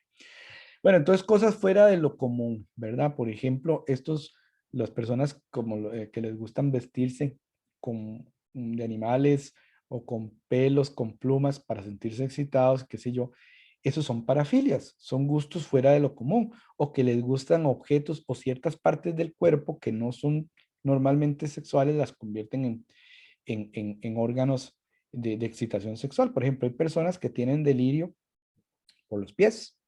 Entonces, los pies los excitan sexualmente, ¿verdad? Entonces, el pie no es una parte normalmente sexual. Como se convierte en este caso en un tema de excitación sexual, entonces lo llamamos una parafilia. Ahora, usted me va a decir que eso es una perversión. Antes decía que sí, pero son solamente gustos sexuales. Entonces, por ejemplo, dentro de las parafilias principales, vamos a tener estos que están acá. Déjenme quitar aquí. Ya no pude quitar esta bendita. Ok. Algunas de las principales: exhibicionismo, transvestismo, fetichismo, pedofilia, voyerismo, froterismo y otras, ¿verdad? Otras que vemos. Voy a correr esto para acá. Otras que vemos, ¿verdad? El sadismo, el masoquismo. Todas estas aquí son parafilias. ¿Cuándo es una parafilia un crimen? O puede considerarse un crimen. Cuando ocurre en contra de los deseos de la otra persona o de las otras personas. Porque a veces algunas parafilias, para que la persona se sienta excitado, tiene que hacerlo a escondidas o sin el permiso de la otra persona. Por ejemplo, veamos el caso de un exhibicionista. ¿Qué es un exhibicionista? Es una parafilia que sí se puede considerar penalizable. Es una persona que se excita cuando le enseña sus genitales a otra persona o a otras personas, y ojalá en público, pero tiene que ser en contra de la voluntad de las otras personas y de sorpresa. Solo así se excita. Si digamos esta persona le diera permiso a este muchacho de acá, le diera permiso de que sí le muestre, entonces ya esta persona no se excita. Ven, ahí es donde está la cuestión psicológica o la cuestión conductual, ya no se excita, tiene que ser sin permiso. Entonces, cuando es sin permiso, normalmente sí rayan en la legalidad, si no, no. Entonces, todas estas, el ser humano es muy amplio. Hay personas que tienen muchísimos tipos de parafilias y de gustos sexuales. Entonces, ¿cuáles se consideran delitos sexuales? La pedofilia, el exhibicionismo, el froterismo y el voyerismo o voyeurismo. El sadismo y el sadomasoquismo son otras que son parafilias, pero que no se consideran delitos si no están en contra del consentimiento de la otra persona. Entonces, por ejemplo, bueno, vamos a ver algunas de estas. La pedofilia, muy delicada. ¿Ustedes se acuerdan que nosotros vimos la pederastia cuando vimos la sexualidad a través de la historia? Actualmente muchas personas confunden la pedofilia o la pederastia con la pederastia las tratan como la misma cosa. Recordemos que para los griegos, por ejemplo, o para los romanos, la pederastia era legal en el sentido que no iba en contra de la voluntad de la otra persona, era más bien como un acuerdo social, y el pederasta lo que hacía era como ayudar a crecer económica y como persona a la otra persona. O sea, son conceptos distintos como se veía la pederastia en la antigüedad a lo que es la pederastia y la pedofilia actualmente. La pedofilia es la excitación y la actividad sexual que implica a menores de 13 años. Y la edad mínima del pedófilo anda en los 16 años, o sea, de 16 años para arriba. El interés por la actividad sexual contra los niños comienza desde la adolescencia y normalmente se mantiene para toda la vida. Las personas que son pedófilas tienden a ser así toda la vida. Y entonces es una relación abusiva, ¿verdad? En contra de los deseos de la persona, que en este caso es un menor de edad. Entonces ahí sí es, obviamente, un acto criminal, porque los niños no están eh, eh, aptos para la vida sexual ni la actividad sexual de ningún tipo. En la antigüedad griega y romana había cierta edad mínima también para hacer pederastia, no era con niños. Que hay gente que trata de decir, es que la pedofilia es nada más una actividad sexual porque en la antigüedad existía y no sé qué, no era lo mismo, para nada, no tienen que ver. Esto es una cuestión de explotación sexual de los niños y entonces sí es una parafilia que tiene connotaciones legales y criminalísticas. Siguiente parafilia, el travestismo. Repito, normalmente decimos travesti, un hombre gay que se siente mujer, que ya vimos la diversidad de géneros y de orientaciones y todo ese colocho que existe, que es muy complejo. Muchos hombres heterosexuales, normalmente son hombres heterosexuales los que les gusta verse vestidos de mujer. Y les cuento otra cosa, por ejemplo, en este país que se da, que es muy famoso. Ustedes han visto que en San José hay muchas partes donde, porque hay travestis, que sí son travestis homosexuales, que lamentablemente eh, bueno, pues ofrecen servicios sexuales, ¿verdad? Y el principal mercado de clientes para estos travestis que se prostituyen, esa es la palabra, se me olvidó, son hombres heterosexuales también. Vean qué curioso, no son hombres gays, son hombres heterosexuales. Entonces, en el travestismo, normalmente hombres heterosexuales se excitan al verse vestidos como mujer, o verse vestidos todos caracterizados como mujer, o utilizar ropa interior femenina, eso los excita. Y no son personas gays, son personas heterosexuales. Vean qué curioso, ¿verdad? No es ilegal y solamente se trata si la persona busca ayuda psicológica porque se sienta mal, pero la mayoría de los que lo hacen los excita, no lo ven como nada, sino que es un fetichismo. De hecho, se llama fetichismo travesti. Está el exhibicionismo, que ya lo mencionamos, ¿verdad? Entonces, en el exhibicionismo, la cuestión es que enseñar los órganos sexuales es gracioso y da excitabilidad solo si se hace en contra de los deseos de la otra persona. Está relacionado con el uso de alcohol y drogas, ¿verdad? Y el peligro es que el exhibicionista deje de ser solamente exhibicionista y pase a ser un agresor sexual de otro tipo. Y se da tanto en exhibicionistas hombres como exhibicionistas mujeres.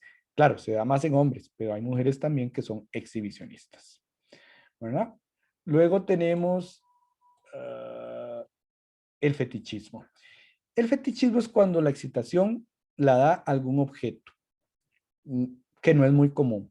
Por ejemplo, ya hablamos del fetichismo de la ropa interior femenina, que es el transvestismo. Pueden ser los zapatos, pueden ser algún aparato con cierta forma que dé esa excitación. Puede ser el cuero, el fetiche del cuero es muy común, ¿verdad? Entonces, las personas que se sienten excitadas si se visten de cuero o ven personas vestidas con aparejos de cuero o qué sé yo, eso es un fetiche muy común. El fetiche de los zapatos, ¿verdad? Y de los pies, tanto pies como zapatos, ¿verdad? Que dan excitación, eso también es todo eso es fetichismo. Ese fetichismo puede originarse desde la infancia, eh, pero aparece normalmente durante la pubertad de la adolescencia. También aparte un objeto puede ser una parte del cuerpo que a una persona le excite demasiado. Por ejemplo, ya dijimos que un pie o que una parte del cuerpo, una mano, qué sé yo, el vello corporal, qué sé yo, que sea el fetiche para su excitación sexual. Entonces eso es fetichismo. El voyeurismo o voyeurismo viene del francés voir, que es ver, que es cuando la excitación sea si la persona ve a otras personas, ya sea desnudándose o teniendo relaciones sexuales entre ellas. Pero tiene que también ser a escondidas y sin el consentimiento de las otras personas. Porque si hay consentimiento, es un gusto, pero no es una parafilia, ni es una parafilia que tenga connotaciones legales. Hay personas que nada más les gusta observar si tienen permiso para observar, pero es cuando se hace escondidas, ¿verdad? En este caso hay un delito que se llama un delito sin contacto, porque no es que la persona violó a otras personas ni nada de eso, ni les hizo nada, pero sí está invadiendo su privacidad sexual, ¿verdad? Sin su permiso. Y entonces el voyerista, pues algunos se excitan cuando tienen permiso de observar, pero muchos de ellos se excitan cuando se hace escondidas, ¿verdad? Luego está el masoquismo. El masoquismo, una persona es masoquista cuando se excita con el dolor. Si es golpeado, humillado, atado, amarrado, ¿verdad? Golpeado, entonces la persona se excita. Si es la que recibe el maltrato, la que se excita, se llama masoquismo. Masoquismo sexual. Vean cómo dice que el receptor es quien se excita. No es ilícito si hay consentimiento. Han habido casos en que llegan hasta el extremo que hay heridas y incluso hasta la muerte, ¿verdad? Pero si hay consentimiento, el masoquismo sexual no es un delito, ¿verdad? Con esos juegos de atarse o de golpearse o de humillarse, las personas receptoras se excitan y entonces llegan al orgasmo. Es una forma de llegar al orgasmo. Luego está el sadismo, que sería lo complementario. En el sadismo la persona obtiene placer sexual cuando ella es la que humilla a la otra. O sea, el dador de la humillación o del maltrato es el que se excita, ¿verdad? El ejecutor es el que se excita. Por ejemplo, las personas que les gusta se excitan golpeando a las otras. Entonces, este sería el masoquista, este sería el sadista. Como es complementario, cuando un sadista se une con un masoquista, entonces estamos hablando de sadomasoquismo, ¿verdad? ¿Cuándo se torna peligroso? Cuando el sádico se vuelve cada vez más grave, más violento en sus maltratos, ¿verdad? O si se vuelve antisocial. Pero si se mantiene dentro de los límites normales y hay consentimiento mutuo, pues es una parafilia. El froterismo o frotage se da en muchos lugares públicos como buses, trenes, metros, etcétera. Es cuando una persona siente excitación sexual al rozar sus partes íntimas con otra persona en un lugar público. Obviamente, sin consentimiento, porque si no, no tiene gracia para ellos, no tiene excitación. Y se da obviamente en contra de la voluntad y normalmente, como en el 90% de los casos, el froterista es el hombre, un hombre contra una mujer. Pero se pueden dar casos de mujeres froteristas, ¿verdad? Y también de personas de otras orientaciones sexuales que son froteristas. Todo eso existe, pero mayoritariamente el froterismo es de un hombre heterosexual y la víctima es una mujer, ¿verdad? Y eso es también esperado por ley y puede conducir a que el froterista se vuelva cada vez más violento y pueda convertirse en un abusador sexual. Eso también es posible. Otras parafilias, ¿verdad? Vean que hay muchas otras parafilias que existen, ¿verdad? Cuando las personas obtienen placer sexual, ¿verdad? Como por ejemplo, por la urofilia, ¿qué es eso? Es lo que llaman la lluvia dorada.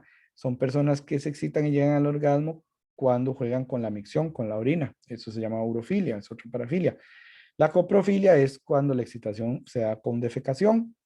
La zoofilia cuando los excitan las actividades con animales.